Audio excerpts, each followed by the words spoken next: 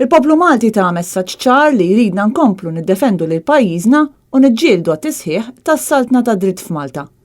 Kien dan il-messaġġ komuni ta' Roberta Metsola u David Casa, iż-żewġ kandidati tal-Partit Nazzjonalista li ġew eletti bħala membri parlamentari Ewropej fl-elezzjonijiet tas-Sibt li għadda.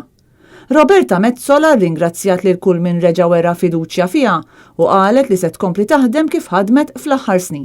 Din hija rebħa għal Malta b'messaġġ ċar li l-issues li aħna dejjem ħdimna fuqhom, il-concerns, it-ħassib li wrew il-Maltin u l-Awċin, dan huwa l-messaġġ li aħna rridu nieħdu magħna fil-Parlament Ewropew. Minkejja kull attakk minn Joseph Muscat l-isfel, il-poplu Malti u Awċi bat l-ambaxxaturi tiegħu tal-Partit Nazzjonalista li ser jaħdmu għal kull Malti u kull Awċi fil-Parlament Ewropew għal 5 snin li ġejjin. Il-membru parlamentari Ewropew Nazzjonalista qalet li wara l-ħidma tagħha fuq l-immigrazzjoni, is-sigurtà, l-aspett diġitali u l-aspett ambjentali, se tkompli tiffoka anke fuq oqsma oħra. Hemm lok naħseb fejn irridu niffukaw iżjed pereżempju fuq l-aspetti tal-agrikoltura u s-sajd, fuq l-aspett tat-trasport u fuq l-aspetti tal-ekonomija u l-fondi. David Casa ringrazzja wkoll il-kandidati l-oħra li taw semhom. Nirringrazzja lil kull min ta' sem u parti f'din l-elezzjoni lill-kandidati kollha